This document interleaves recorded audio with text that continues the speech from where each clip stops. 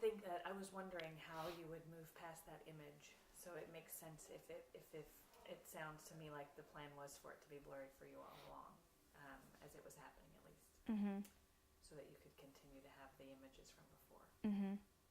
I think that was probably, I would guess I could safely assume that was the worry of a lot of people, to know that you were there.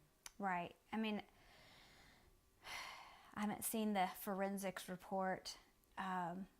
When they were telling us that it was a crime scene, I didn't get, actually my phone was with Reat because he was grounded from his phone because he's 14.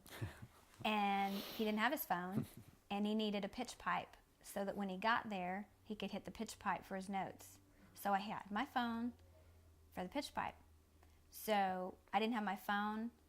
I still don't have my phone. And so someone from the Jewish Community Center has since then arranged for me to have a new phone. And a young woman that I work with, who I love dearly, went to Sprint, and Sprint moved everything from my account onto the new phone. So they got me a phone. Everyone kept saying, you need a phone. I'm like, I don't know why I need a phone. But then when I got it, there were like 300 messages and all these emails, and I haven't at all gotten to any of that, which I feel a little guilty about, but I just can't get back to everybody. But I was going somewhere with that, oh, it's a crime scene. Yeah. And we were in the hospital, and we knew that both of them are deceased, and we're kind of waiting. And they're talking about this crime scene and how I can't get my car back, and my mom can't get her car back because she pulled into the crime scene, and my dad's truck is there, and we're all discussing this crime scene. And I said, Reat would love this because he loves CSI. He would be all over the whole forensics of everything, which is so ironic. And it's frustrating and ironic at the same time. But that's what I said out loud, and everyone was like, yep, he loved CSI and all the forensics of it. The other thing that I would like to say is that my dad had a concealed carry permit, license, certificate, and if he'd been given an opportunity, he would have defended himself, and he certainly would have defended Reat. And he wasn't given that opportunity. He was ambushed. They were both ambushed. And my dad is a physician. And if that man, I don't even know his name, and I don't really care to, if he were injured and he would have come into the emergency room, my dad would have cared for him. My dad would have saved his life. My dad saved many, many people's lives, and he would have cared for him, no questions asked. And that's frustrating. I know that there are certain steps that you follow in grief, and I know that anger is one of them. And I would assume that at some point we will go through that phase. And I hope that it's short-lived, and I hope that we don't make irrational decisions because of anger. But we want love to supersede that. I don't want to ignore it. We want to go through the whole grieving process so that we can be healthy individuals and that we can be healthy parents for Lucas. How's Lucas doing? He has his moments. The night of the incident, the first night, I found him in Reat's room in the dark with the door closed crying. And he just kept saying, I can't believe he's gone, and he's not coming back. And I said, he's in heaven, Lucas. He's in heaven. But all of our friends have brought they brought their kids over, and they've taken them out to movies and to lunch, and they've just tried to keep them entertained and, just surround them with love, and that's helped. I mean, he's, we see glimpses of the old Lucas, and which is great. He's funny. Yeah, he's much different than Reat, but he'll make it through. Well, I told him we'll make it through this together as a family.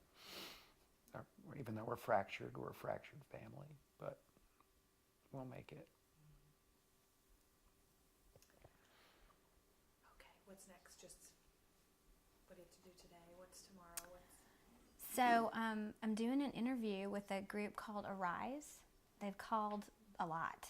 They're calling my office, and so we looked them up, and we're going to that. It's a phone interview at 5 o'clock.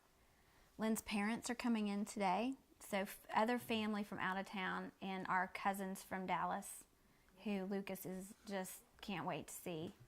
They're coming in today. The funeral is Friday? The funeral is Friday at 3. Both of them together? Yes. Yes. It's a double joint funeral, and it's going to be beautiful. It was not fun to plan, but it's going to be a great event.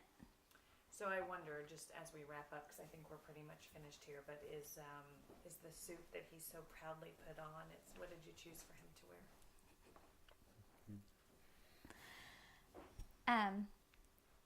Reat never liked to run, ever, and I run a lot. And Lynn runs a lot. I've been running since 14 because I was kind of a chunky kid, and I thought I needed to do something, so I started running. And as I tell my friends, I've been running ever since. And now I'm going to run for Reat. I'm just going to run for Reat every day. But Reat hated to run. But Reat hated to run, And and so- I would take him. I would take him with me sometimes, and he hollered and screamed and kicked. Well, Minnie can tell you the shirt he's going to wear. So his biological dad, Gary, knows that he hates to run, and he got him a shirt, and it's orange, and it says "Running Sucks." So Reat is going to wear a shirt that says "Running Sucks" and jeans, and Lucas agreed he's going to wear jeans and socks and no shoes because he really never wanted to wear shoes. He always wanted to be in socks. And then I put his NRA hat on him because he was an NRA member, and so was my dad. And they were hunters.